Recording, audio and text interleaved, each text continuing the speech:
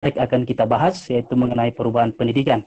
Nah, dalam membahas tema ini, kita akan dibantu oleh beberapa narasumber luar biasa yang turut hadir dalam webinar kali ini. Saya perkenalkan satu persatu. Yang pertama ada Bapak Putu Subawa MPDH. Beliau selaku Ketua Jurusan Dharma Acarya, Sekolah Tinggi Agama Hindu Negeri, Empu Kuturan, Singaraja, Bali. Yang kedua ada Bapak Dr. Theo Pangalila, S.Phils MPD. Beliau selaku Sekretaris Jurusan PPKN, Fakultas Ilmu Sosial, Universitas Negeri Manado. Dan yang ketiga ada Saudara Juan Rey Ratu, SH. Beliau merupakan mahasiswa pasca sarjana Universitas Indonesia, juga berperan sebagai seorang aktivis pemuda Gemim. Nah, selain ketiga narasumber ini, kita juga nanti dibantu oleh penanggap, yakni Bapak Ambrosius Loho, MPhil. Beliau merupakan dosen Unika de la Salle Manado, sekaligus penulis dan penggiat filsafat. Nah, para peserta sekalian, tema yang menarik yang akan kita bahas yaitu mengenai perubahan pendidikan di era new normal. Seperti yang kita tahu bersama, kita akan segera memasuki new normal, di mana pemerintah sudah mulai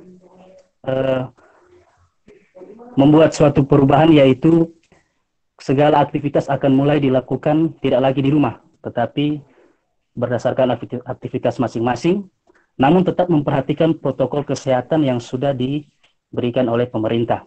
Nah, mungkin akan lebih baik lagi jika sebelum kita masuk dalam tema ini, kita akan bahas bersama pendidikan di saat pandemi berlangsung.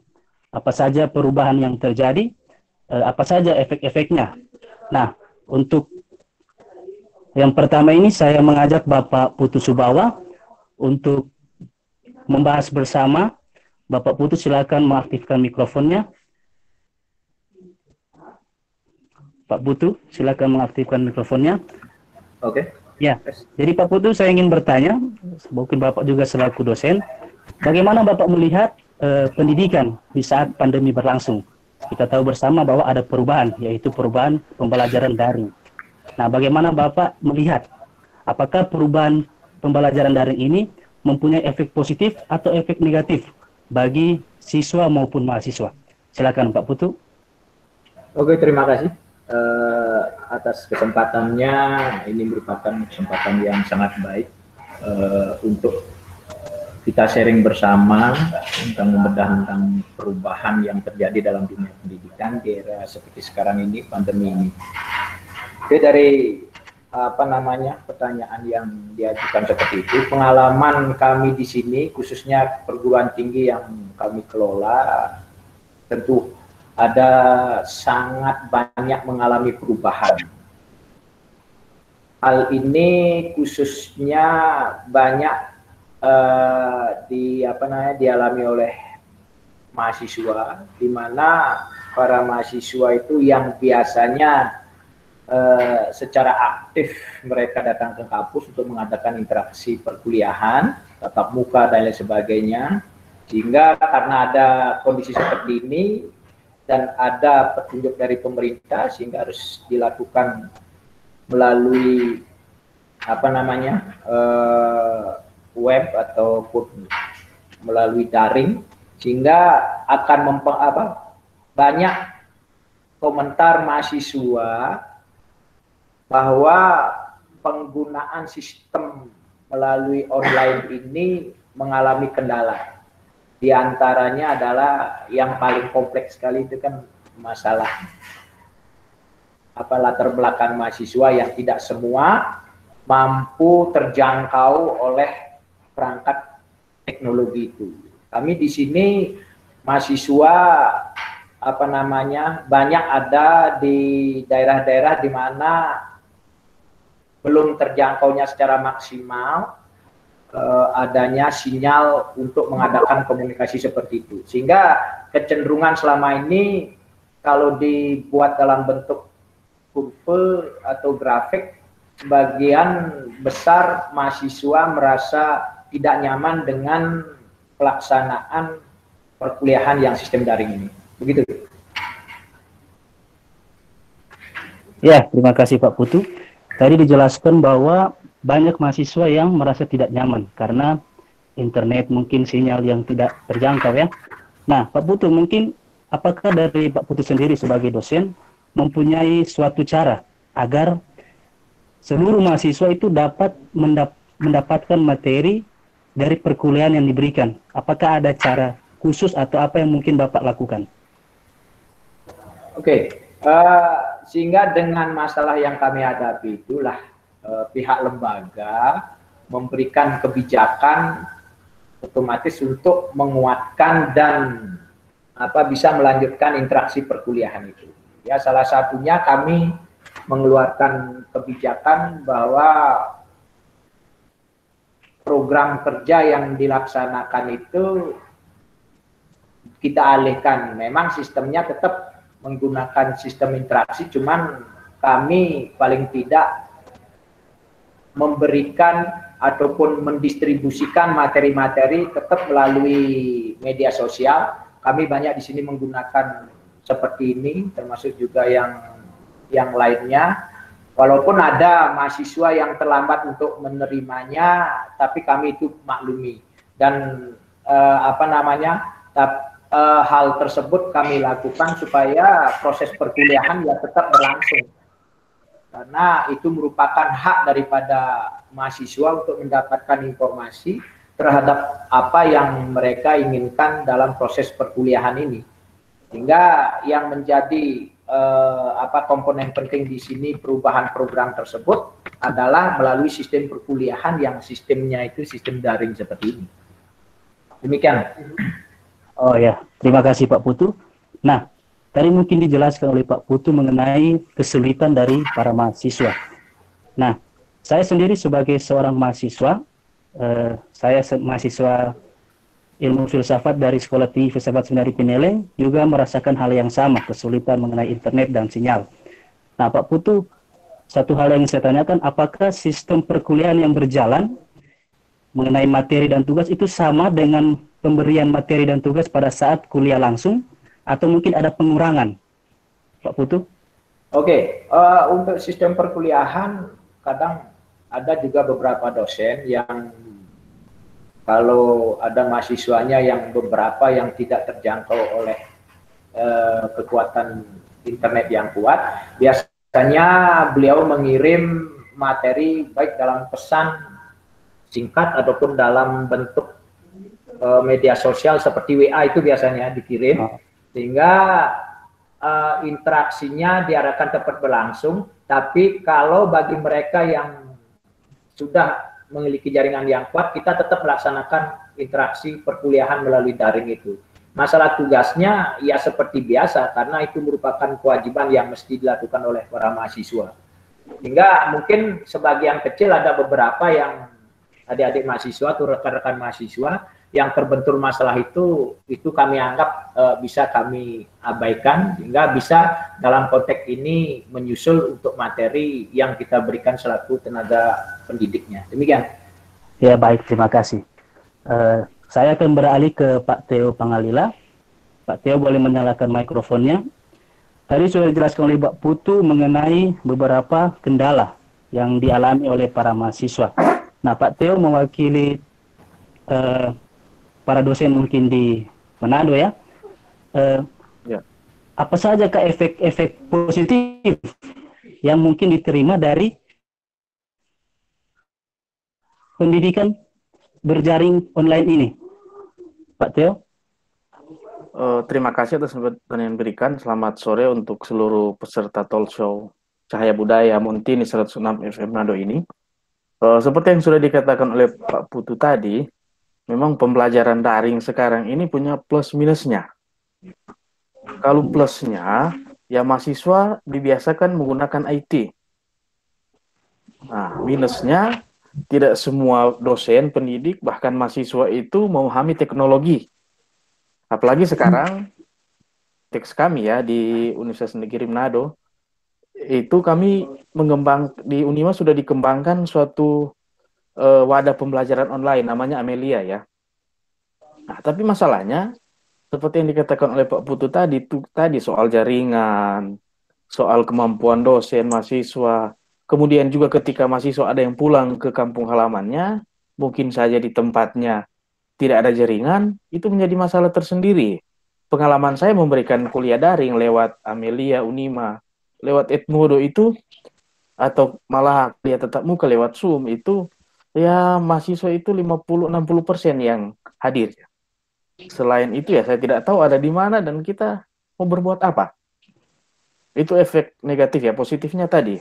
Dan ini dalam situasi seperti ini ya, pemerintah punya tanggung jawab besar sebetulnya untuk menyediakan sarana prasarana. Dalam situasi yang normal dan katanya new normal ini, mengandaikan yang lewat-lewat itu tidak normal, sekarang mau masuk normal ya, masalah baru lagi ya. Dan menimbulkan kecemasan di antara orang tua yang punya anak yang sedang sekolah, karena ada ketakutan muncul klaster baru di sekolah malah. Seperti yang terjadi di Korea Selatan dan kemarin saya baca di Inggris juga jadi klaster baru ya. Hari pertama sekolah sudah ada kakak beradik yang terpapar virus corona. Itu dari saya, terima kasih. Ya, terima kasih Pak Theo. Nah, sebelum kita beranjak ke perubahan pendidikan new normal, saya masih ingin berbicara tentang sistem pendidikan di masa pandemi. Nah, saya ingin mengajak Saudara Juan Ray Ratu, boleh mengaktifkan mikrofonnya. Nah, mungkin Saudara Juan mewakili para mahasiswa. Bagaimana kendala-kendala secara langsung yang dialami oleh mahasiswa dengan sistem perkuliahan online ini? Silakan Saudara Juan. Oke, cek kedengaran? Ya, silakan. Oke. Terima kasih untuk Radio Monti ini dan juga hadirin sekalian di talk show Cahaya Budaya kali ini. Memang kali ini saya berlaku sebagai mahasiswa. Saya menjadi mahasiswa Universitas Indonesia dan dikala terjadi pandemi kali ini, kami mahasiswa-mahasiswa di Universitas Indonesia, terutama juga teman-teman mahasiswa pasca sarjana, dilakukan dengan PJJ, pembelajaran jarak jauh. Nah, setelah pandemi terjadi ataupun aturan-aturan yang diharuskan oleh para pemangku kebijakan di UI untuk melakukan PJJ, saya termasuk salah satu yang pulang kampung. Karena kenapa? Karena saya berpikir kalau saya bertahan di Jakarta, ada kemungkinan saya terpapar. Nah, hari ini saya berada di kampung saya, yakni di Kanonang, di Minahasa, Sulawesi Utara. Nah, hal-hal yang menjadi hambatan kami, selaku juga mahasiswa dan mungkin teman-teman yang mendengar Radio Montini FM hari ini, pertama mungkin akses terbatas setelah diberlakukannya PJJ atau pasca era COVID-19 kali ini. Contohnya, akses untuk mendapatkan pengetahuan. Akses untuk pergi ke perpustakaan sangat sulit. Karena kenapa? Karena perpustakaan kampus pun juga harus dibatasi pergerakan dari mahasiswa untuk meminjam buku ataupun mengakses buku di perpustakaan kampus. Pun juga, buku yang kita mau akses, itu pun buku yang cenderung tidak terdaftar di dalam e-book ataupun tidak dimasukkan ke dalam internet book. Nah, hal-hal seperti ini yang menjadi kendala juga dari teman-teman mahasiswa, termasuk saya. Dan juga di saat perkuliahan Zoom, seperti juga bapak-bapak dosen yang telah katakan tadi, kami juga mengalami kendala sinyal yang kurang baik. Sinyal yang kurang baik itu akhirnya membuat kami sulit untuk mendapatkan pengajaran terhadap hal-hal yang perlu kami pelajari. Nah, hal-hal ini yang menjadi salah satu kendala saat kita mengikuti pelajaran pendidikan di era COVID hari ini. Akan tetapi, di sisi lain juga kami berpikir bahwa harus ada inovasi baru. Nah, inovasi itu adalah bagaimana kita mengakses situs-situs yang mampu mendorong kita dapat untuk mendapatkan informasi tentang informasi terhadap materi-materi perkuliahan serta untuk menunjang kita mampu untuk melakukan eksplorasi terhadap dunia pendidikan itu sendiri, yang mana kita embani hari ini. Mungkin itu demikian. Ya, terima kasih Saudara Juan. Nah, berbicara tentang kesulitan-kesulitan tadi ya, saya sendiri sebagai mahasiswa tentu merasakan hal yang sama. Namun mungkin berbagi pengalaman, ada hal positif yang saya rasakan dari pembelajaran sistem online ini, yaitu kami diharapkan atau ditekankan untuk lebih giat lagi membaca, karena materi tidak diberikan secara langsung, sehingga kami dituntut untuk harus mengerti sendiri. Jadi mungkin membaca menjadi suatu tekanan bagi kami para mahasiswa. Nah, saya ingin bertanya ke Pak Theo. Nah, di Unima sendiri, Pak, apakah mengenai sistem penilaian yang Bapak bilang tadi, dalam kehadiran hanya 50-60% yang hadir, dan yang lain itu entah kemana. Nah, bagaimana para dosen itu memberikan sistem penilaian bagi seluruh mahasiswa? Pak Theo? Oke, terima kasih. Di Unima itu, Ibu Rektor yang sekarang, Ibu Profesor Dr. Pauleta Runtuwene, MSI, lewat tim IT mengembangkan aplikasi namanya Amelia. Di situ proses pembelajaran daring di Unima berjalan ya. Dari pertemuan pertama sampai pertemuan 16, dari Meet sampai ujian semester ya. Minggu depan itu proses ujian semester. Memang kita tidak bisa mempersalahkan ya untuk mahasiswa yang, saya sih menerapkan dua. Saya menggunakan yang aplikasi Unima Amelia dan Edmodo ya. Nah, untuk mahasiswa yang tidak ikut kuliah daring, berapa kali pertemuan itu memang jadi kendala tersendiri. Mungkin akan ada saat ketika ujian semester ya, tentu kita punya kebijakan lain ya untuk memberikan tugas atau materi, karena hak mereka untuk belajar juga itu harus kita penuhi ya. Soalnya kan kita tidak bisa mempersalahkan mereka ketika di kampung halaman seperti Saudara Juan tadi tidak ada jaringan. Itu kan sebetulnya bukan salah mereka. Apakah mereka harus ke kota atau kemana? Banyak kejadian di daerah-daerah tertentu ada mahasiswa yang meninggal kecelakaan karena mau cari jaringan ke kota atau kemana. Tentu kan kita tidak mau ada kejadian seperti itu. Jadi bagi saya sendiri, saya tidak tahu dosen lain, tapi pasti akan ada kebijakan khusus untuk mahasiswa yang kesulitan untuk mengikuti kuliah daring. Lewat Zoom, Amelia, lewat Edmodo atau hal-hal lain.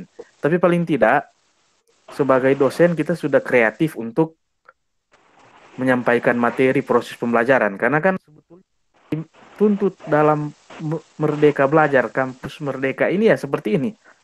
Yang digagas oleh Menteri kita, Menteri kita, sejak Januari. Sebetulnya yang dituntut ini, pembelajaran daring. Bagaimana dosen itu melaksanakan pembelajaran daring atau blended learning, ada macam nama untuk e-learning. Itu tujuan itu. Ya, supaya kuliahan itu bukan seketatap muka terus, tapi kita blended. Ada materi-materi tertentu. Saya di Amelia itu materinya saya ambil di YouTube, ada dari buku online dan segala macam. Pokoknya yang penting materi yang sesuai saya masukkan di situ, baru nanti prosesnya berjalan di dalam Amelia dan Edmodo. Terima kasih. Ya, terima kasih Pak Theo. Nah baik, tadi kita telah melihat beberapa kendala dan mungkin efek-efeknya dalam pembelajaran sistem online yang terjadi pada saat pandemi. Nah, saat ini pemerintah mulai memberlakukan new normal, di mana mungkin sistem pembelajaran akan diberlangsungkan di sekolah ataupun di kampus-kampus. Nah, saya ingin bertanya kepada Pak Putu. Pak Putu, apakah di Sekolah Tinggi Agama Hindu Negeri di Bali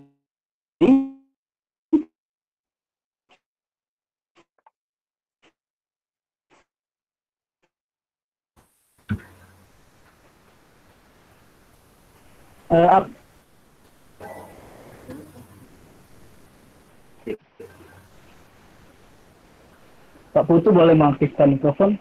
Ya. Sudah.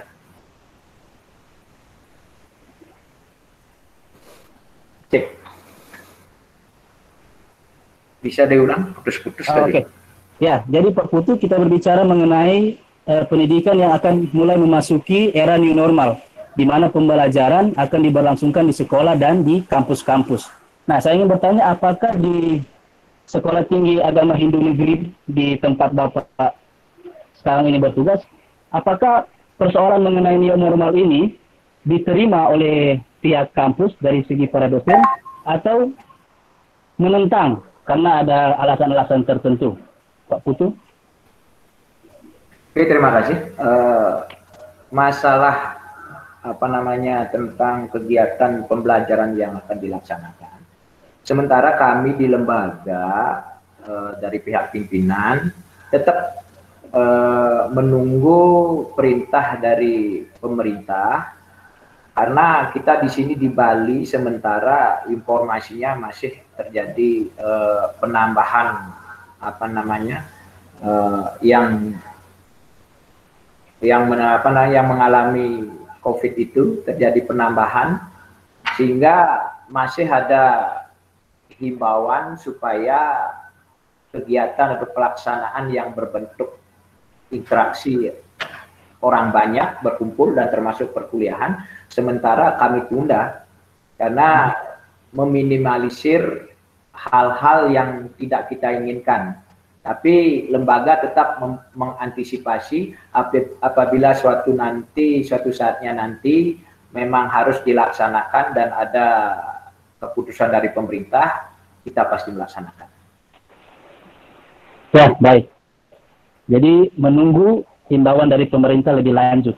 Nah, Pak Putu, tetapi apakah misalnya nanti sudah diberlakukan new normal ini dan penambahan jumlah positif corona mungkin di Bali itu masih berkisar di angka yang relatif banyak. Nah, bagaimana tanggapan dari pihak kampus atau dari pihak para dosen sendiri? Sebenarnya kalau kami di lembaga, teman-teman dosen itu sudah rindu untuk berinteraksi sama mahasiswa. Karena di sini kami banyak dosen-dosen muda yang berkreasi, berinovasi, karena kami lembaga yang masih masih sangat muda, masih sangat gini, baru kurang lebih hampir 6 tahun kami di sini berdiri. Teman-teman dosen tenaga yang kami punya sangat-sangat muda dan sangat kreatif, siap saja ingin mengadakan interaksi. Tapi sekalipun hal itu terjadi, kami pasti ikut melaksanakan standar pelaksanaan kesehatan yang ketat.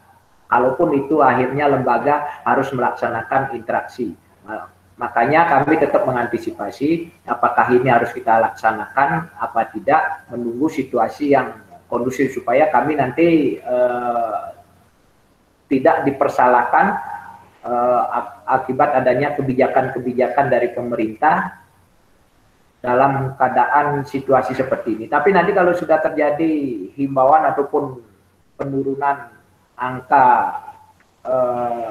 kejadian seperti ini, pasti perguruan tinggi akan mengantisipasi dan kembali. Mahasiswa juga banyak yang komunikasi ke lembaga bahwa rindu ke kampus, apalagi di semester-semester anggap sudah mulai pelaksanaan kegiatan UAS seperti yang dikemukakan Pak Tio tadi, termasuk juga kami kegiatan ujian-ujian akhir itu kami laksanakan, tapi kami tetap menggunakan standar kesehatan yang ketat itu.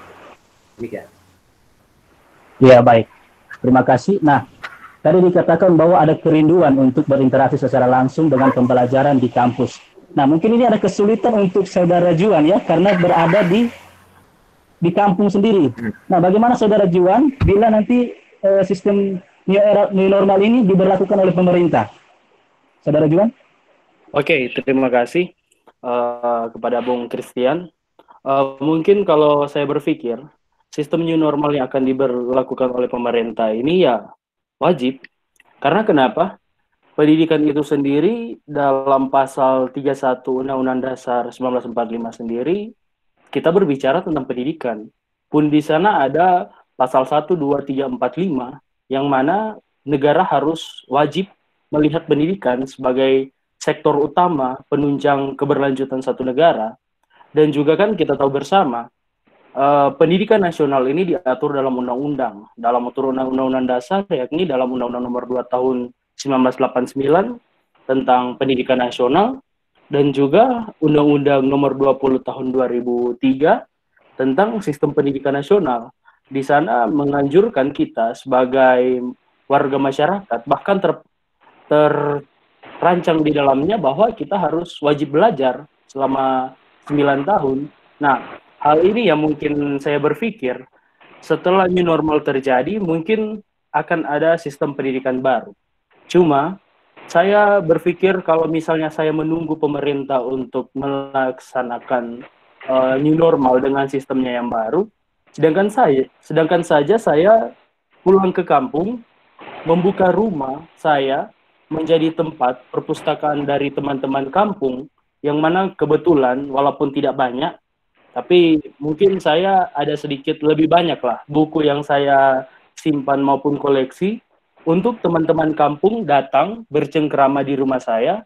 Walaupun hari ini memang ada himbauan dari pemerintah untuk melakukan protokoler COVID-19, akan tetapi kan teman-teman pemuda di kampung ini, mereka hanya bercengkrama di kampung. Nah, ini teman-teman yang ada di kampung ini seringkali singgah maupun bercengkrama di rumah kami, walaupun rumah kami sederhana, akan tetapi di sini saya menganjurkan kepada teman-teman yang ada di kampung saya untuk saling sharing. Nah, dalam hal ini saya tidak membatasi bahwa teman-teman yang sekolah formal maupun yang putus sekolah, entah dia putus sekolah semenjak SD, SMP, maupun SMA, untuk datang bergaul. Karena seringkali kita tahu bersama, teman-teman pemuda yang seringkali hanya lulus SD maupun SMP ataupun tidak mendapatkan ijazah SMA, mereka sering minder untuk bergaul dengan teman-teman yang nyata-nyatanya telah lulus SMA maupun telah memasuki jenjang perkuliahan. Nah, di rumah kami saya menerapkan satu mungkin sistem pendidikan bergaya leput. Bagi orang Minahasa sampaikan itu ya leput, di mana kami bergaul dari satu tempat yang mana itu adalah tempat untuk bercengkrama, akan tetapi tempat yang bercengkrama itu kami menerapkan untuk berliterasi. Dengan hal ini teman-teman mencoba membuka buku yang mungkin saya hanya pajang di lemari untuk mereka baca. Nah, hal-hal ini yang mungkin menjadi satu semangat bagi saya maupun juga teman-teman yang ada di kampung saya ini, bahwa teman-teman yang telah menapaki jenjang pendidikan formal, yang lulus SMA, bisa menawarkan pemikiran baru bagi teman-teman yang hanya bergulat di kampung. Dalam hal ini mungkin mereka hanya bercengkrama lewat perkebunan maupun peternakan, yang mereka tidak lulus sekolah secara strata formal sampai SMA maupun mengenyam pendidikan mahasiswa. Akan tetapi teman-teman pun yang tidak lulus sekolah dari skala itu bisa memberikan pelajaran baru kepada teman-teman yang sudah sekolah formal. Karena kenapa? Saya berpikir begini, Bung Christian, bahwa teman-teman yang tidak sekolah secara formal, mereka bisa memberikan pengetahuan maupun pengalaman mereka yang bercengkrama di bidang perkebunan maupun di peternakan untuk bagaimana kiat-kiat mendapatkan tata cara untuk berkehidupan, mengelola hasil alam, yang mana dari teman-teman yang telah sekolah formal, karena mereka telah sekolah formal, akhirnya istilahnya kalau orang Minahasa bilang patah pacol. Nah, patah pacol ini dalam arti mereka telah meninggalkan tradisi untuk berkebun, berburu, maupun berternak. Akhirnya mereka saling kolaborasi. Teman-teman yang sekolah formal memberikan literasi secara pendidikan modern kepada teman-teman yang tidak lanjut sekolah ataupun putus sekolah, dan juga teman-teman yang putus sekolah memberikan pelajaran kepada teman-teman formal bagaimana tata cara berkebun, melihat tanda-tanda alam, untuk pada tata cara bagaimana untuk bisa berkebun dengan baik, ataupun kiat-kiat melakukan perkebunan melalui tradisi yang ada. Nah, hal ini yang menjadi kolaborasi, saya berpikir mungkin memang ini hanyalah salah satu acuan dari saya pribadi untuk melakukan hal itu kepada teman-teman yang ada di kampung.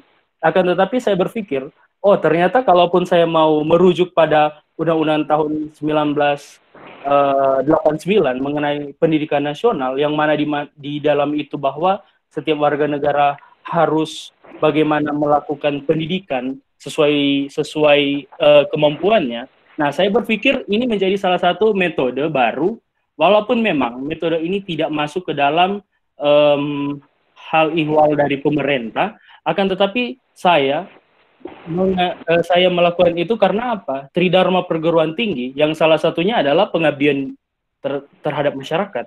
Yang mana dari Tridharma itu adalah ya pendidikan, penelitian, dan pengabdian masyarakat. Selain kami melakukan pendidikan terhadap pengabdian, tapi kami juga melakukan pendidikan. Mungkin itu, Bung Christian. Ya, terima kasih. Sangat menginspirasi ya.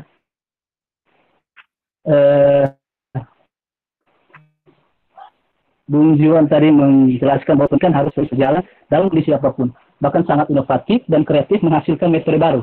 Ini sangat luar biasa. Nah, berkaitan dengan pemberlakuan new normal ini, saya ingin bertanya kepada Pak Theo. Tadi dijelaskan bahwa Pak Theo menjelaskan bahwa era new normal ini akan menghadirkan masalah yang baru, yaitu akan memunculkan klaster baru, misalnya di kampus ya. Nah, Pak Theo sendiri bagaimana menanggapi masalah baru yang akan dihadirkan dari era new normal ini, Pak Theo?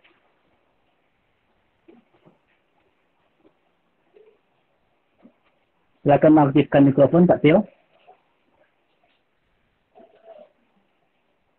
Ya, mungkin ada gangguan ya. Oke, silakan, Pak Theo.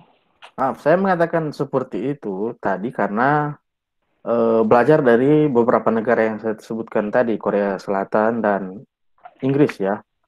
Ketika menerapkan new normal di tengah pandemi COVID-19 yang masih terus meningkat, justru ketakutan yang terjadi ya klaster sekolah atau kampus. Dan tentu bagi orang tua yang punya anak yang sementara duduk dalam bangku sekolah ataupun kuliah, ini menjadi ketakutan tersendiri ya.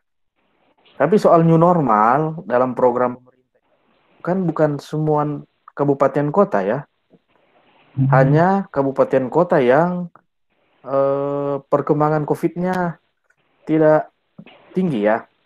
Di Sulawesi Utara saja kan cuman Kabupaten Siau Tagulandang sama Kabupaten Bolang Mongondo Timur ya, yang bisa melakukan new normal. Sementara yang lain Tomohon, Manado, Minahasa kan tidak.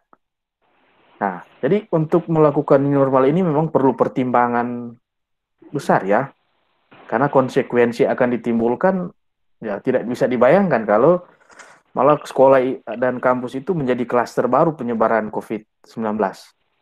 Nah, tapi segi positif dari kejadian kegiatan apalagi masalah karena COVID-19 ini, tentu kita berpikir lagi ya, flashback, bahwa Ki Hajar Dewantara dalam beberapa bagian penjelasan dari teori yang dia sampaikan itu sudah menjelaskan bahwa pendidikan itu tidak hanya di sekolah, sebetulnya ada 3 tri pusat pendidikan, yaitu keluarga, sekolah, dan masyarakat.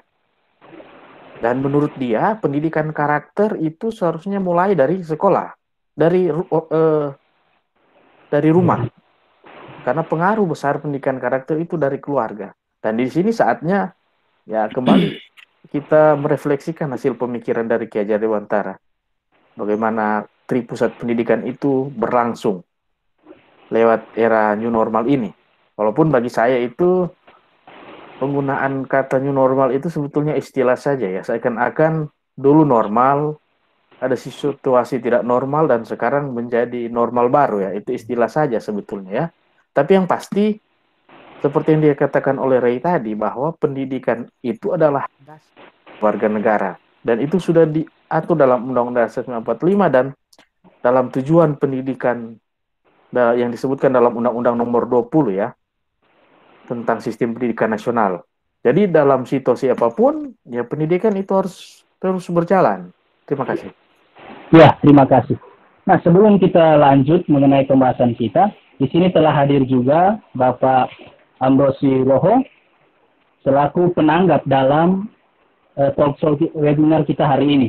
Nah, saya ingin menyapa Pak Ambrosi Loho. Pak Ambros, silakan menyalakan mikrofon. Mungkin bisa menanggapi beberapa penjelasan-penjelasan yang diberikan oleh narasumber-narasumber kita tadi. Silakan Pak Amro.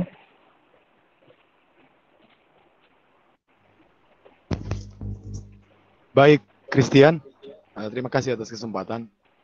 Menarik memang bahwa narasumber pertama, Pak Putu, berangkat dari realitas yang terjadi minimal di Singaraja, Bali. Dan itu jadi satu hal yang baru, pengetahuan yang baru bagi kami di Manado. Tapi juga para peserta yang ada dari Aceh, dari Jambi saya perhatikan, lalu kemudian dan sampai ke Ambon. Lalu juga beberapa pengalaman dari Mr. Theo, Sir Theo, yang mewakili Unima, dan juga pengalaman yang disampaikan oleh Juan sendiri. Saya mau berangkat dari fakta bahwa apa yang dikatakan oleh Ki Hajar Dewantara, bahwa di dalam kebudayaan, termasuk pendidikan, sebetulnya harus berakulturasi, pembauran. Saya menangkap bahwa proses pendidikan di era new normal itu sebetulnya akulturasi budaya, akulturasi pendidikan. Sehingga dari sana saya melihat, oke lah, itu ada perubahan, tetapi di satu sisi dia ada budaya baru, tapi di sisi lain akulturasi budaya. Nah, bandingkan bahwa proses pendidikan adalah proses pembudayaan. Para filsuf juga di zamannya, misalnya Plato, lalu kemudian dalam dunia kebudayaan Yunani juga sudah menjelaskan itu, bahwa pendidikan adalah proses pembudayaan. Nah, pengalaman-pengalaman yang dikatakan oleh para narasumber tentu membuka wawasan berpikir kita, dan seharusnya kita masuk lebih dalam lagi. Apakah kita hanya berharap pada pemerintah? Dalam arti tertentu, kalau pemerintah misalnya, maaf saja, masih mengurus yang lain, apakah kita tetap menunggu itu? Kita yang harus berubah. Dunia pendidikan, termasuk juga para dosen yang hadir pada sore hari ini, tetapi juga para mahasiswa. Sekedar sharing, singkat saja. Saya juga mengajar di beberapa kelas. Ketika misalnya mau pembelajaran online, saya tanya dulu, apakah kalian sangat dimungkinkan soal mengakses internet? Banyak yang mengatakan kami tidak bisa, sir, atau apalah, macam-macam alasan. Akhirnya saya menggunakan metode misalnya take home, baik take home exam atau take home work begitu. Tetapi tugas berat dari dosen adalah dia harus memeriksa itu secara detail. Nah, disitulah bagi saya, minimal pengalaman saya, integritas seorang dosen itu diuji. Ketika new normal, ketika model pembelajaran daring, ketika model pembelajaran berbasis berplatform online, ya kita harus cari cara supaya semua mahasiswa itu bisa terakomodir, terlepas dari apa yang sebetulnya teman-teman sudah praktekkan. Itu yang menurut saya. Lalu kemudian dalam beberapa pembacaan saya berangkat misalnya dari rilis yang dirilis oleh GeoTimes, mereka mengatakan ya di masa era new normal termasuk pendidikan, pola pikir itu harus siap. Bahkan kalau pola pikir sudah siap, otomatis harus menunjukkan juga keunggulannya. Misalnya dalam tradisi Minahasa ada keunggulan-keunggulan tertentu, dalam tradisi Bali, tradisi budaya setempat, karena itu semua akan bermuara pada kesadaran berpikir yang positif. Oke lah, banyak terjadi masalah, tetapi apakah kita hanya tinggal pada masalah? Tidak mungkin. Jadi kuncinya dalam tanggapan saya, tetap saja pendidikan itu harus adaptif. Ya, apapun yang terjadi dengan perkembangan dunia, kita harus menyesuaikan. Saya pikir seperti itu, moderator. Ya, terima kasih. Terima kasih banyak Pak Amro. Nah, luar biasa pembicaraan kita mengenai sistem pendidikan di saat pandemi. Nah, kita akan masuk dalam tema yang akan kita bahas mengenai perubahan pendidikan di era new normal ini. Nah, saya ingin mengajak Pak Putu, dalam kita melewati, kalau untuk mahasiswa dan para murid bisa dibilang libur yang sangat panjang ya, walaupun ada sistem pembelajaran online, tetapi banyak hal yang berubah, termasuk waktu dan lain sebagainya. Nah, apabila misalnya new normal ini diberlakukan, bagaimana Pak Putu melihat perubahan-perubahan yang terjadi dalam diri dosen dan juga mahasiswa pada saat nanti pembelajaran berlangsung? Apa saja perubahan yang terjadi nanti? Oke, terima kasih. Satu hal yang saya ambil tadi dari Pak Ambro, bahwa pendidikan itu bersifat adaptif. Oke, saya sepakat hal itu. Ini saya berangkat dari di mana kita tidak secara keseluruhan dunia ini kan mengalami seperti ini. Kita tidak menyangka hal itu bisa terjadi. Sehingga apa yang dialami dalam dunia pendidikan ini ya sangat kompleks sekali. Seperti yang dikemukakan juga Pak Teo, supaya jangan nanti dalam dunia pendidikan didiagnose memunculkan klaster-klaster penyebaran yang baru itu. Kita tahu lah di perguruan tinggi sumbernya informasi, pemberian masukan kepada pemerintah, kita berikan kalau memang kita nanti punya, kita akan mengusulkannya. Tapi ada poin yang menjadi kekuatan di sini, apabila memang maksimal ini dilaksanakan keberlakuan new normal ini, sesuatu era baru itu dalam konteks pendidikan itu sudah biasa. Kita ada penyesuaian seperti tadi, adaptif. Pendidikan, dalam melalui proses pendidikan lah semua dimunculkan itu. Apakah teknik pembelajaran, media pembelajaran, atau sistem pendidik, atau sistem pembelajaran yang diberikan. Kami yakin di sini, sekali lagi, bukan karena apa kita banggakan, tenaga-tenaga kami di sini muda dan berinovasi dari hasil pengamatan saya. Dan saya yakin bahwa dengan pelaksanaan itu mereka atau beliau-beliau itu sudah siap dengan metode yang baru untuk mengkomunikasikan, mentransformasi semua ilmu pengetahuan yang memang merupakan kewajiban dari mereka-mereka itu dan merupakan hak dari mahasiswa yang memang harus diterima. Sehingga di era new normal ini nanti berharap bahwa proses pendidikan ya berlangsung, cuma mungkin sistemnya aja yang berbeda. Nanti kami mungkin di sini mengkomunikasikan sama lembaga, sistem atau metode atau cara yang lebih efektif dan elegan yang mesti kita terapkan di sini. Tapi satu hal, izinkan saya mengemukakan bahwa dengan kondisi seperti ini membuktikan bahwa karakter dan perilaku sosial kita ternyata memang masih sangat rendah di poin-poin tertentu. Kenapa saya katakan demikian?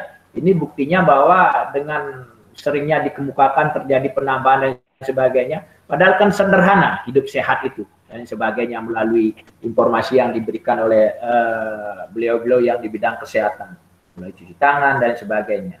Sehingga itu seperti kata pembuka saya, bahwa protokol kesehatan yang ketat yang kami terapkan di sini. Masalah melaksanakan proses pendidikan, kami sudah siap apapun itu konsekuensinya, karena segala sesuatu yang bersifat pendidikan seperti tadi itu bersifat fleksibel dan adaptif. Demikian. Ya, baik, terima kasih. Jadi terlihat sangat siap dengan metode-metode yang baru untuk menanggapi pendidikan ini ya. Nah, saya beralih ke Pak Teo. Pak Teo, berkaitan dengan seperti yang dibicarakan dalam webinar minggu lalu tentang budaya baru pasca pandemi COVID-19. Kita melihat bahwa banyak kebudayaan baru seperti yang dijelaskan oleh Pak Ambro tadi. Misalnya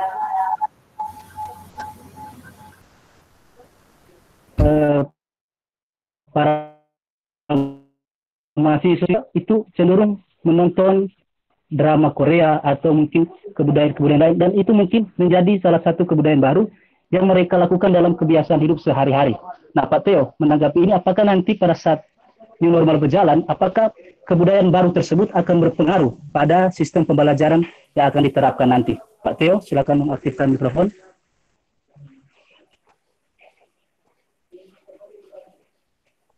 Oke, terima kasih.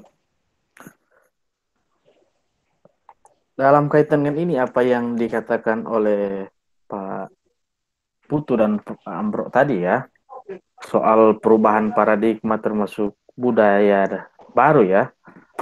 Saya coba mengutip ungkapan bahasa Latin, tempora mutantur et nos mutantur. Artinya waktu berubah dan kita pun berubah di dalamnya. Saya pikir ini juga bagian dari perubahan. Karena kita hidup dalam waktu dan zaman yang seperti ini, maka kalau keluar kebudayaan baru dan kita menyesuaikan, ya saya rasa itu wajar saja ya, karena kita dalam waktu itu kita berubah. Tapi yang perlu ditekankan bahwa apapun situasi kondisi saat ini, kita tidak boleh lepas dari budaya kita. Kita ini bangsa Indonesia, punya dasar negara, ideologi negara, punya budaya sendiri. Termasuk budaya di Sulut ya, dan lain-lain ya. Nah, dalam kaitan ini, dalam konteks pembelajaran di new normal, sebetulnya dari tahun-tahun kemarin itu sudah digalakan yang namanya blended learning. Itu sebetulnya tuntutan zaman ya. Bagaimana blended, mencampur ya. Berbagai metode pendekatan kita campur menjadi suatu proses yang berlangsung dalam pembelajaran. Ya, kalau boleh nyentrik sedikit ya, saya boleh mengatakan ini sebetulnya model pembelajaran tinutuan ya. Kalau kita bicara bahasa Manado ya, model pembelajaran tinutuan. Blended learning kan itu blender, mencampur. Jadi sama saja dengan model pembelajaran tinutuan. Siapa yang boleh angkat ini? Mungkin bisa jadi penemuan baru model pendekatan pembelajaran tinutuan. Sama kan dengan blended learning. Nah, jadi dalam kaitan dengan itu, mau new normal atau apa, tetap pendidikan harus jalan ya. Ya, kalau memang ada standar dari WHO atau apa tentang kesehatan, ya harus dipatuhi oleh pemerintah. Walaupun semuanya kan standar, tetap virus itu kan kita ini berjuang melawan musuh yang tidak kelihatan. Beda dengan musuh yang kita ada di hadapan kita, ini kan musuh yang tidak kelihatan. Dalam konteks ini juga, maka pembelajaran daring, tetap muka dan daring itu tetap bisa dilaksanakan. Jadi walaupun normal, misalnya 3 hari di sekolah, di kampus 3 hari pembelajaran daring di rumah, kan bisa disiasati ya. Jadi tidak selalu harus di sekolah, karena itu sebetulnya tuntutan kurikulum Merdeka Belajar ya. Apalagi sekarang kita dituntut untuk merubah kurikulum ke kurikulum Merdeka Belajar ya, atau kampus Merdeka. Tadi saya baru ikut rapat di kampus untuk perubahan kurikulum ya. Dari kurikulum KKNI beralih lagi ke kurikulum Merdeka Belajar dan lain sebagainya ya. Jadi sebetulnya new normal ya, yang penting kita siap saja. Karena proses pembelajaran itu harus berjalan apapun situasi dan kondisinya. Walaupun ada perang pun ya pendidikan kan harus jalan terus. Terima kasih. Ya, terima kasih Pak Theo. Memang pendidikan harus dijalankan apapun kondisi dan keadaannya. Karena itu juga menjadi hak bagi seluruh masyarakat Indonesia. Nah, sebelum lanjut saya akan membuka pertanyaan bagi para peserta webinar ini. Jika ada pertanyaan yang ingin disampaikan, boleh menulis di kolom komentar. Nanti akan saya bacakan dan saya minta para narasumber untuk menjawabnya. Nah, saya beralih ke Bung Juan. Bung Juan boleh menyalakan mikrofonnya. Bung Juan, dengan pertanyaan yang sama mengenai perubahan pendidikan di era new normal ini, bagaimana tanggapan Bung Juan sebagai mahasiswa? Apa saja perubahan pendidikan nanti yang akan terjadi yang Bung Juan lihat selama ini? Silakan. Oke, terima kasih Bung Christian.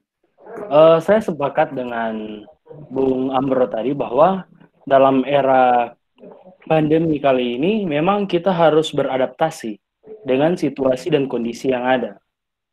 Saya berpikir begini, Bung Christian, bahwa seperti kata Robert K. Merton, dia adalah salah satu ahli kriminologi, bahwa tipologi metode adaptasi itu ada 5. Yang pertama adalah konformitas, yang kedua adalah inovasi, ritualisme, menarik diri, dan pemberontakan. Nah, tujuan kultural dari pemberontakan sangat dengan cara-cara juga institusional. Dan juga hal yang paling plus di sini adalah konformitas, yang mana tujuan kultural juga plus terhadap konformitas untuk salah satu tujuan kultural yang ada dengan cara-cara institusional yang telah ada. Akan tetapi apakah hari ini seperti juga dikatakan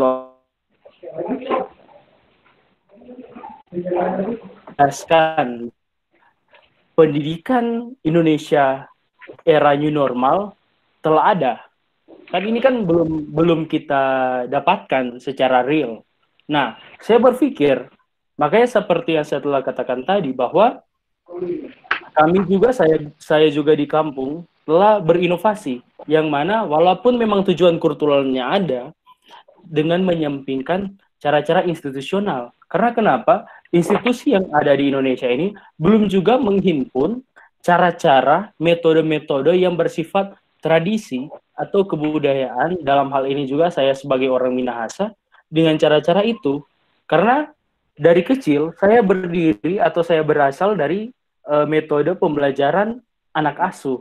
Karena keluarga saya dengan menghimpun anak-anak lain untuk mengasuh mereka sampai ada yang telah mencapai sarjana maupun mereka sampai lulusan SMA, dan juga itu yang saya terapkan di keluarga kami dengan cara teman-teman sepergaulan saya untuk datang ke rumah, mereka belajar berliterasi dengan cara belajar pembelajaran modern dengan melihat ataupun mungkin bercengkrama istilahnya dengan wawasan-wawasan filsafat barat.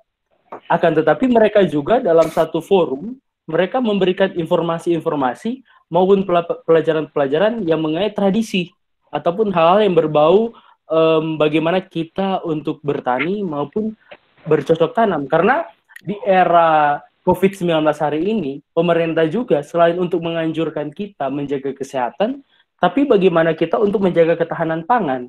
Nah, hal ini yang mungkin sedikit luput dari kita sebagai mahasiswa ataupun orang-orang yang telah terkontaminasi dengan budaya urban, bahwa yang kita konsumsi ataupun yang kita makan hari ini adalah juga produk-produk dari teman-teman ataupun masyarakat-masyarakat yang berada di kampung ataupun di pedesaan. Nah, merujuk dari itu, saya berpikir hal-hal yang berbau ini adalah menjadi metode pembelajaran baru.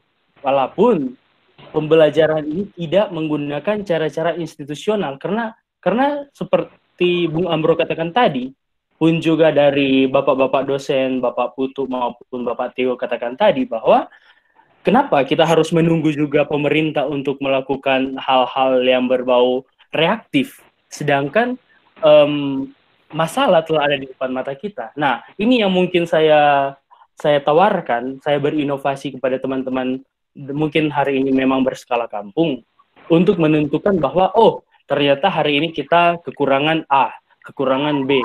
Nah, hal-hal ini yang mungkin menjadi problema kami bersama. Nah, ini mungkin menjadi salah satu tawaran ataupun informasi kepada teman-teman mahasiswa, karena juga saya juga sebagai mahasiswa merasa bahwa ternyata setelah COVID-19 akan berjalan dengan era new normal ini, apakah metode pembelajaran yang lalu-lalu akan diterapkan? Mungkin sudah tidak mungkin kan? Nah, akan tetapi apa yang mungkin bisa kita tawarkan kepada masyarakat? Mungkin hari ini kita sebagai mahasiswa hanya terpaku bagaimana kita untuk melakukan penelitian dan bagaimana kita untuk melakukan pendidikan. Nah, hal-hal seperti ini di era pasca pandemi hari ini kita ditawarkan di masyarakat. Ternyata kita diperhadapkan dengan masalah baru. Ternyata kita harus melakukan pengabdian kepada masyarakat. Karena saya melihat secara langsung teman-teman saya yang mungkin masih SD maupun SMP maupun SMA, mereka mengalami satu kendala dalam hal melakukan pembelajaran.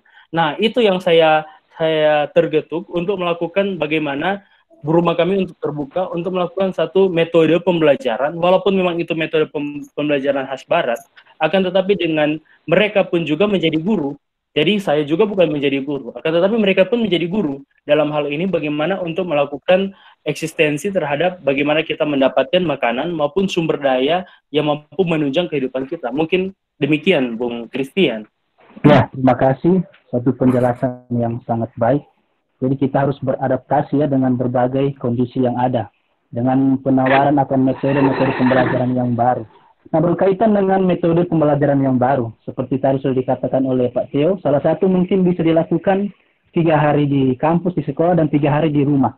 Nah, saya ingin bertanya ke Pak Putu, apakah dari para dosen di sana sudah menganjurkan suatu metode yang baru dalam hal pembelajaran di era new normal ini? Pak Putu? Ya, terima kasih.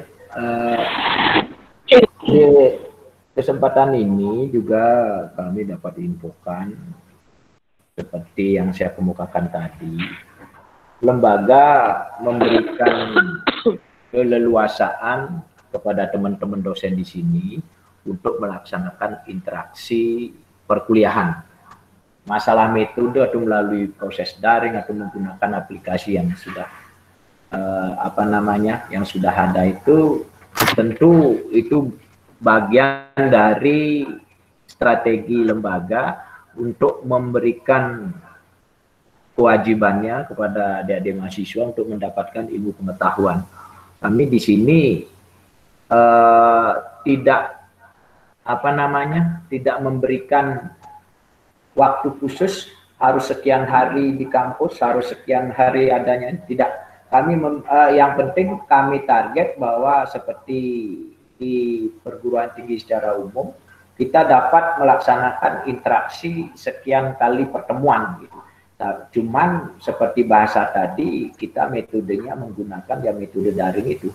Kadang teman-teman di sini menggunakan Google Classroom, Moodle, seperti sekarang juga Google Meet ini itu dipergunakan. Cuma sekali lagi kendalanya seperti yang saya kemukakan di depan tadi. Ada beberapa mahasiswa terdapat di posisi tertentu yang sulit mencari koneksi internetnya itu. Tapi itu kami abaikan, kami berikan kesempatan bagi mereka untuk mencari waktu, menanyakan paling tidak mencari informasi tentang materi yang diberikan. Karena seperti yang dikemukakan Pak Theo juga, kita di perguruan tinggi kan ada target yang harus kita selesaikan, dan itu merupakan kewajiban dan itu merupakan hak bagi mahasiswa, sehingga itu menjadi bagian yang harus kami laksanakan. Sekali lagi, sehingga di sini lembaga yang di bawah naungan kami ini memberikan keleluasaan bagi teman-teman dosen untuk melakukan model pembelajaran yang inovatif seperti itu. Demikian. Ya, baik, terima kasih Pak Putu.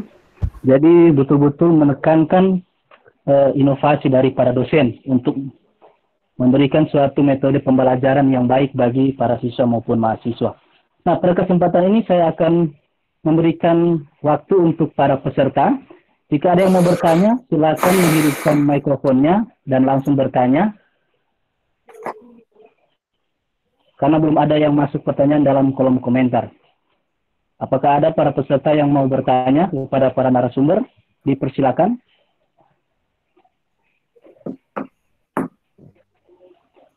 Moderator? Ya, silakan Pak Amro. Oke. Saya bukan menanggapi tapi meminta perspektif aja dari para narasumber. Bagaimana para narasumber melihat sebuah, katakanlah gelombang yang mengantar kita untuk kembali, yang mengantar kita dalam kaitan dengan pendidikan untuk kembali kepada keluarga. Karena kan lari-larinya orang tua harus jadi guru. Pertanyaannya, guru tidak, bagi saya, bisa saja dengan mudah menjadi guru, tapi ada yang agak sulit. Mungkin bisa berangkat dari pengalaman, kebetulan Pak Putu dan Pak Theo ini dari Fakultas Pendidikan ya. Itu saja saya pikir ya. Silahkan Pak. Tidak mungkin bisa ditanggapi oleh Pak Theo. Dipersilakan Pak Theo. Oke, terima kasih. Memang dilema yang baru ya. Karena kalau guru di sekolah kan jelas mereka, apalagi latar belakangnya pendidikan, gelarnya SPD, ya mereka telah mempelajari model metode pembelajaran. Tapi ketika siswa itu anak-anak belajar di rumah ya, permasalahannya tidak semua orang tua bisa mendidik mereka. Sama seperti guru. Nah, kesempatan ini juga mungkin untuk berefleksi ketika banyak kejadian ada guru yang masuk penjara, karena ada kekerasan misalnya memukul siswa atau bahkan dengan hukuman kecil saja guru dipenjarakan. Nah, tentu ini jadi refleksi untuk orang tua ya, bahwa mendidik siswa itu bukan hal yang gampang ya. Apalagi anak SD, SMP yang masih dalam tahap perkembangan ya. Nah, oleh karena itu kesempatan ini ya kesempatan refleksi juga bahwa ternyata memang tugas guru itu mulia. Ketika terjadi pandemi COVID ini dan anak-anak harus belajar di rumah ya, ini menjadi tantangan tersendiri bagi orang tua.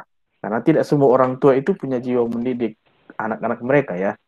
Ya saya sendiri jujur, kalau di rumah itu saya mengajar mahasiswa kalau di kampus, tapi di rumah itu kebanyakan istri saya yang menghadapi anak-anak dalam proses pembelajaran.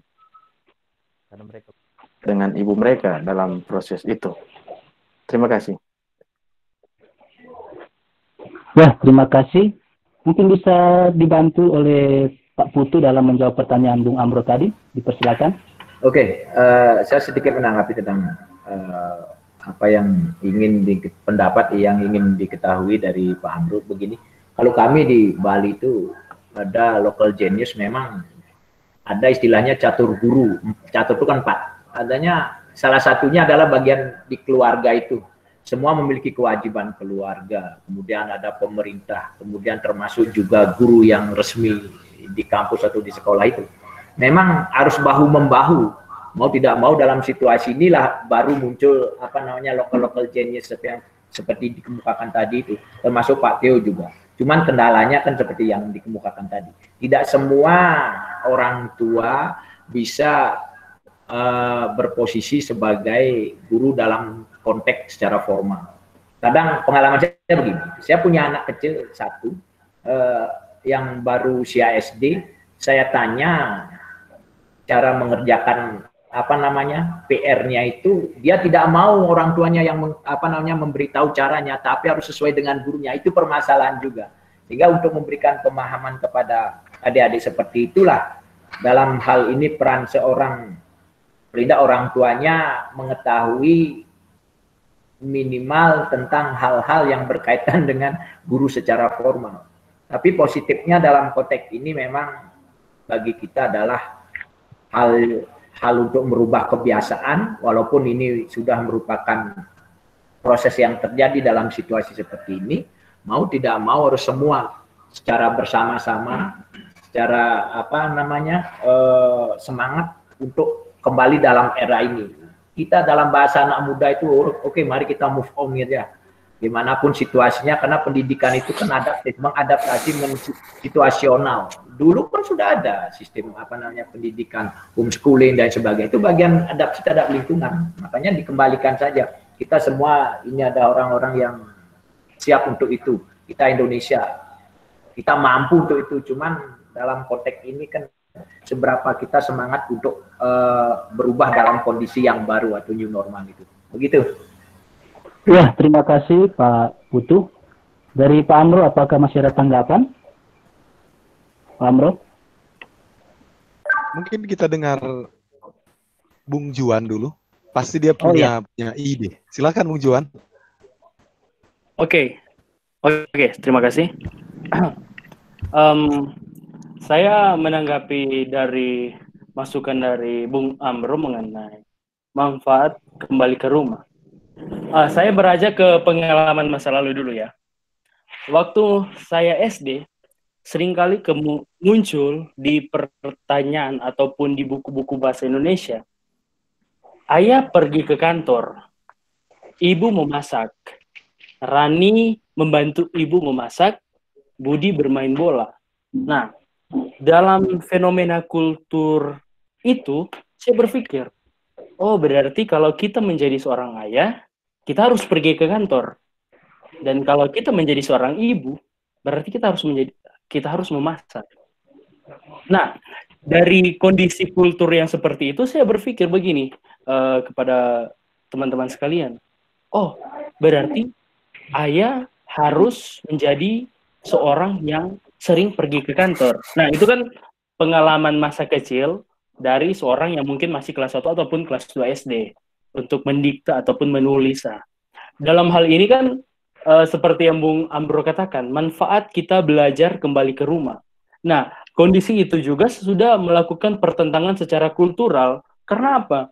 Kami, ataupun saya pribadi, yang besar dari keluarga petani di Minahasa, melihat bahwa, oh ternyata, kalaupun menjadi keluarga yang sakinah mawaddah warahmah, ataupun keluarga yang sukses, berarti seorang ayah harus pergi ke kantor.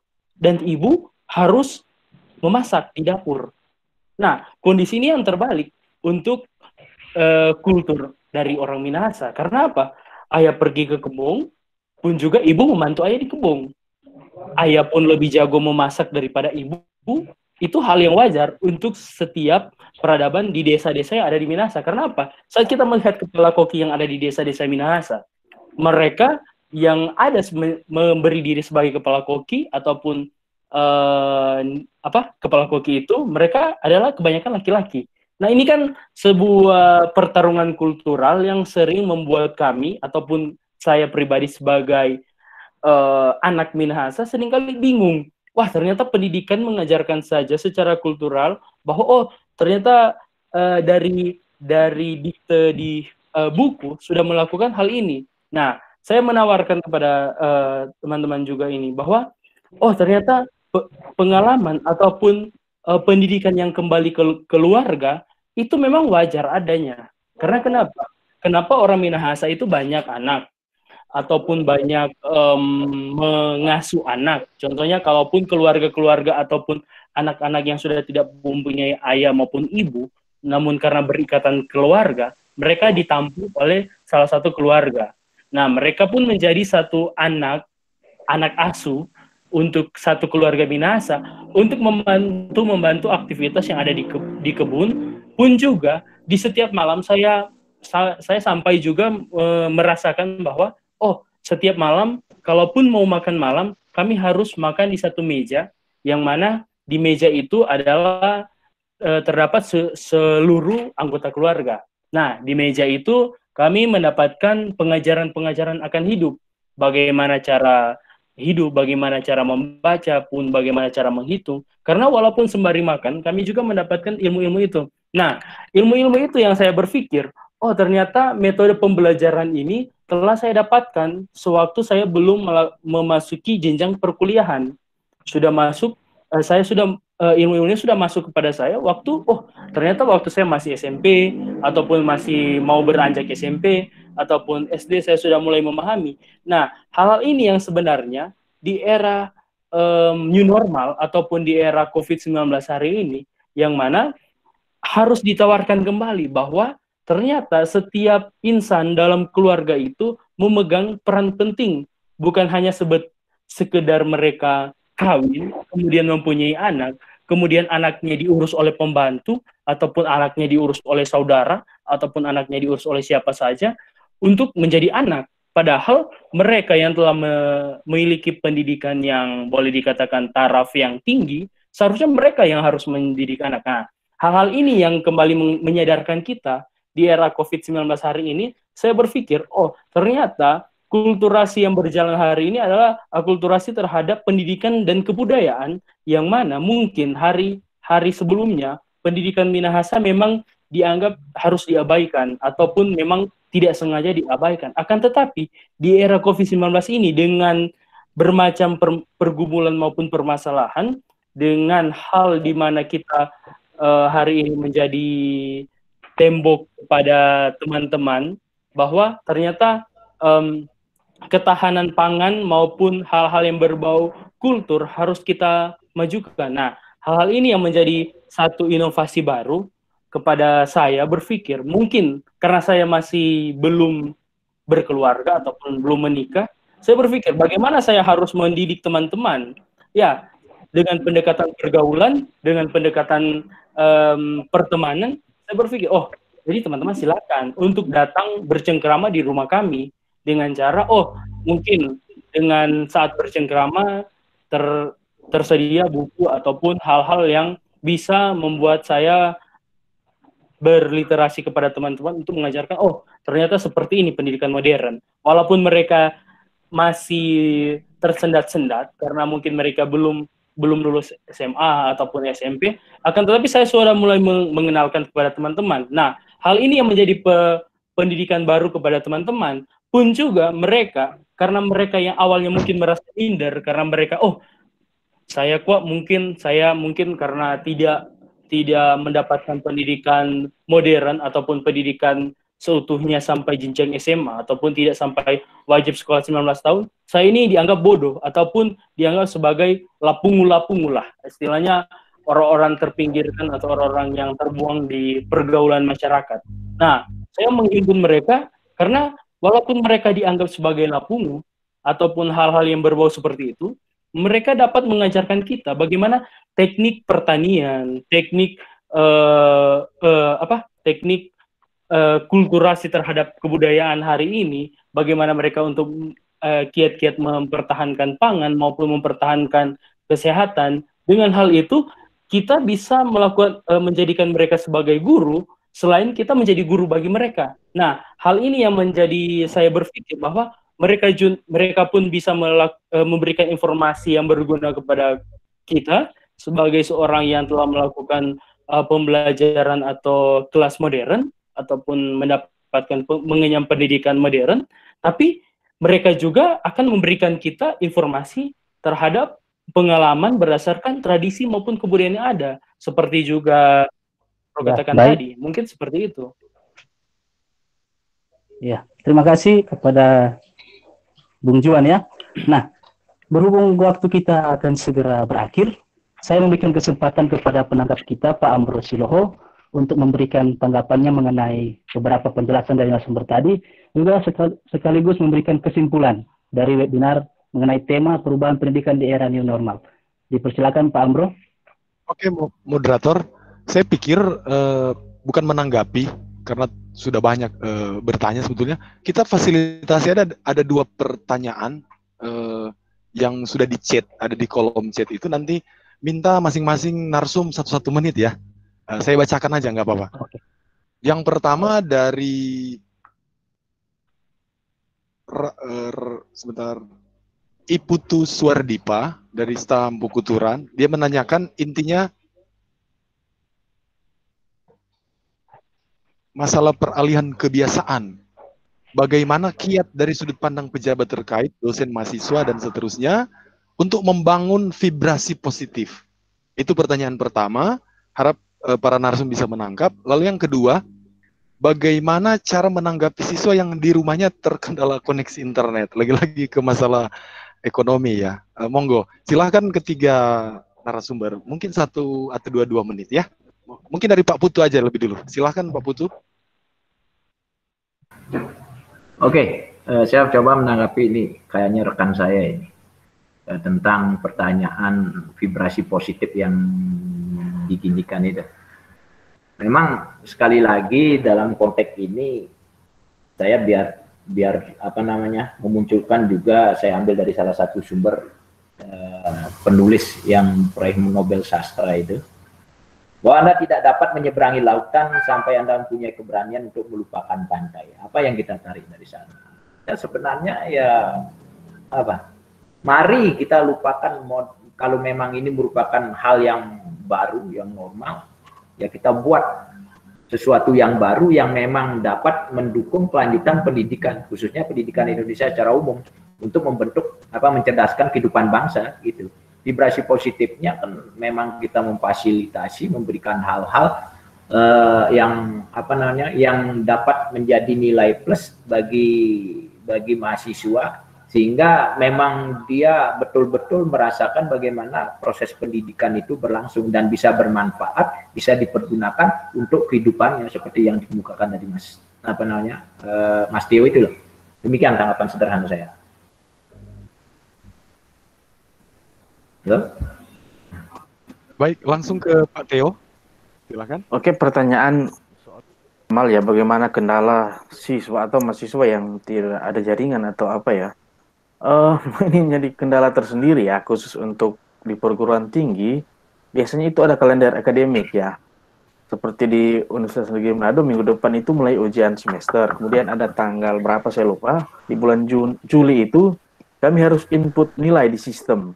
Namanya di SIA ya.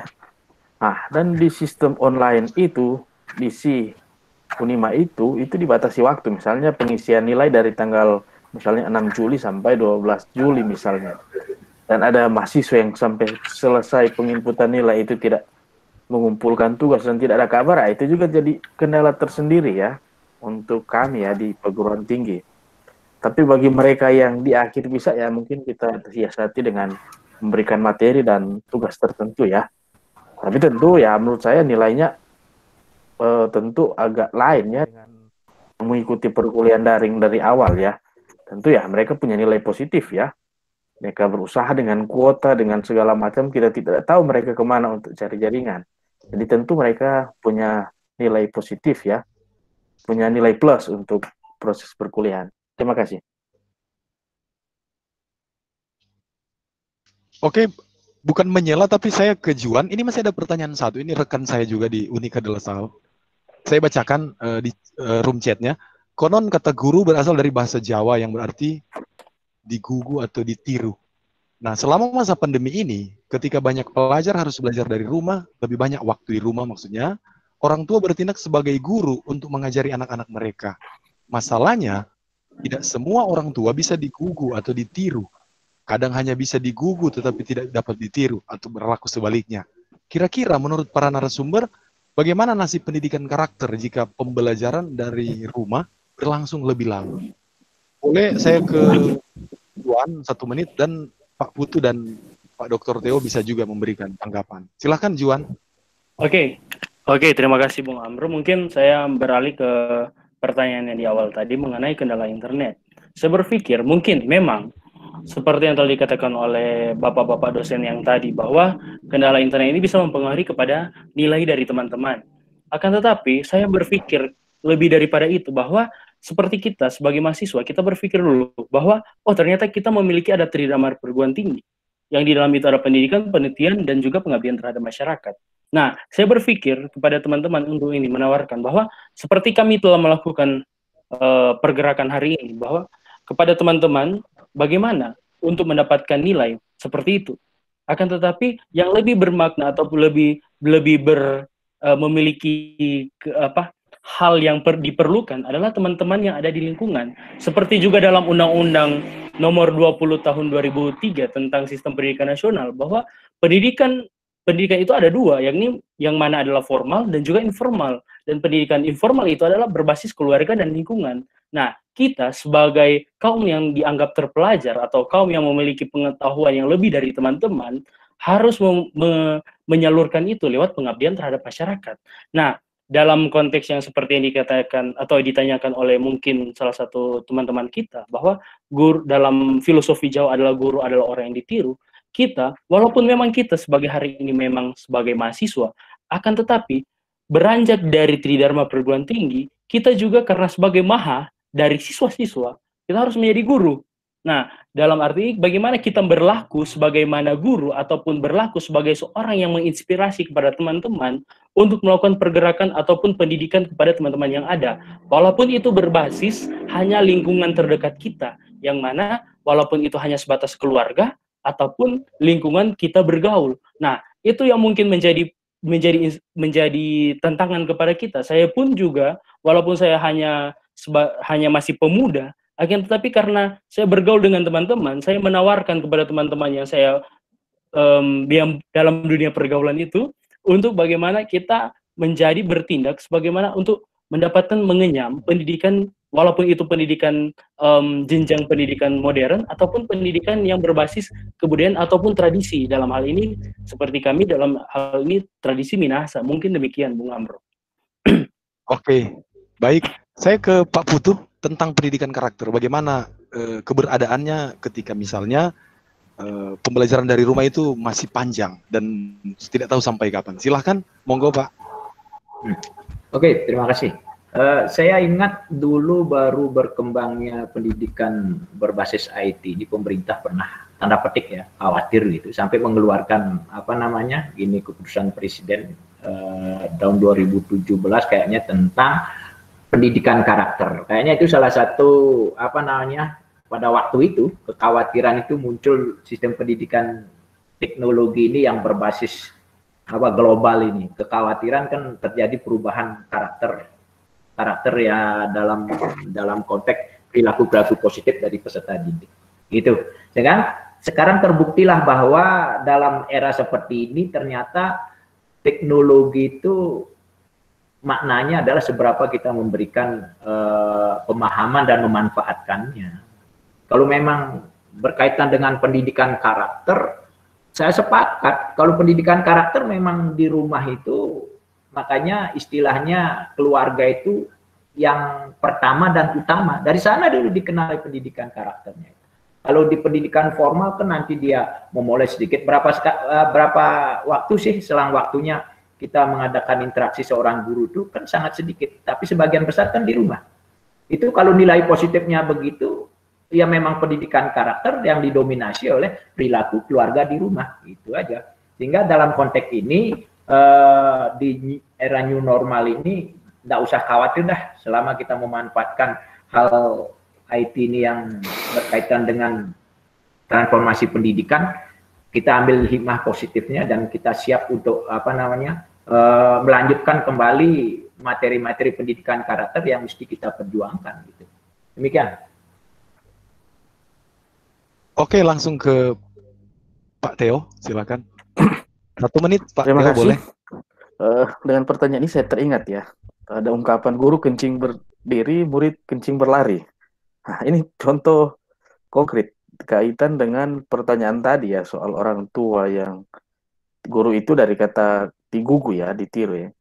Nah, jadi kalau guru memberikan contoh yang jelek ya tentu siswa juga akan ikut contoh yang jelek. Nah, di keluarga, walaupun dikatakan oleh Ki Hajar Dewantara bahwa keluarga itu pusat pendidikan yang pertama mendidik karakter, tapi kalau seperti contoh dikatakan tadi orang tuanya tidak bisa ditiru, ini menjadi permasalahan juga ya. Ya, orang tuanya pemabuk, ya bagaimana mendidik anaknya? Atau orang tuanya malas beribadah, tentu tidak menjadi contoh teladan ya untuk anak-anak ya. Karena sebetulnya kalau bicara tentang karakter itu bukan diajarkan sebetulnya yang penting ya, tapi dibiasakan atau dalam pengertian yang lebih modern disebut habituasi, pembiasaan. Jadi bagaimana siswa terbiasa dengan karakter baik jika lingkungan di keluarga di mana dia ada itu karakternya tidak baik. Jadi memang ada keterkaitan ya antara keadaan keluarga dan pendidikan karakter itu sendiri. Makanya ada juga ungkapan bahwa buah jatuh tidak jauh dari pohonnya. Itu kan untuk melukiskan bagaimana apa yang dilihat oleh anak, siswa itu akan dia tiru. Kendati itu tidak 100% seperti itu. Oleh karena itu, maka dalam konteks pendidikan ya orang tua harus memberikan pendidikan karakter yang baik untuk anak-anak ya. Apalagi di masa pandemi ini. Terima kasih. Oke, terima kasih. Saudara Moderator, saya pikir tidak perlu ditanggapi lagi, karena para narasumber sudah dengan jeli menjelaskan dengan taktis ya, kalau boleh dikata begitu. Saya langsung ke moderator, karena kita menjelang akhir beberapa menit dalam siaran langsung on air. Silakan moderator. Ya, terima kasih Bung Amro sudah membantu. Jadi dalam webinar kita kali ini mengenai perubahan pendidikan di era new normal, tentu kita melihat banyak sekali perubahan yang terjadi dan efek-efeknya. Nah, dalam hal ini juga dituntut keaktifan dari mahasiswa dan dosen. Metode baru yang harus dikeluarkan oleh dosen, dan juga siswa dan mahasiswa juga harus berinovasi dalam menanggapi apa yang diberikan dosen. Mungkin itu saja untuk webinar kali ini. Saya kembalikan kepada Bung Amro. Oke, terima kasih moderator, para narasumber, Bapak Putu dari Sekolah Tinggi Agama Hindu Singaraja. Terima kasih atas kesediaannya kita bertukar pikiran.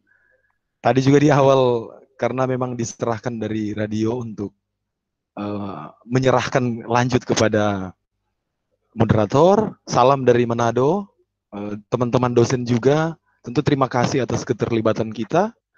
Ini mungkin akan jadi awal, karena kedepannya kita akan selalu berdiskusi tinggal lihat bentuk modelnya seperti apa. Terima kasih juga Pak Dr. Theo mewakili Universitas Negeri Manado. Terima kasih atas ide-ide cemerlang. Saya pikir ide-ide baik dari Pak Putu, dari Pak Theo itu akan jadi bahan refleksi oleh pendengar pemirsa. Karena di Manado ini sementara kita on air di 106 FM Manado, dan saya yakin ada poin-poin penting yang mereka tangkap untuk ke depannya, bagaimana mereka berpikir pendidikan di masa new normal. Dan tentu terima kasih kepada anak muda yang penuh prospek, ini mahasiswa kriminolog Universitas Indonesia, Bung Juan. Terima kasih atas kesediaan. Ini pegiat literasi, pegiat budaya juga, pegiat Mawali Movement. Salam untuk teman-teman. Banyak juga teman-teman yang hadir pada sore hari ini. Dan tentu saja dari segala penjuru, terima kasih. Ini sudah bagian penutup dari siaran radio. Terima kasih atas kesediaannya. Kurang dan lebihnya kami mohon maaf dari Radio Muntini. Dan saya yakin ide-ide cemerlang yang sudah kita utarakan di forum diskusi ini, walaupun banyak yang belum bisa mengutarakan pertanyaannya, tetapi kita optimis, kita siap untuk memasuki era new normal. Sekian dari kami semua dalam forum ini. Saya kembalikan ke studio. Selamat sore. Ya, selamat sore. Selamat sore. Ya, teman-teman di forum sudah bisa kita live. Nanti saling informasi lewat panitia. Selamat sore, sekian dan terima kasih.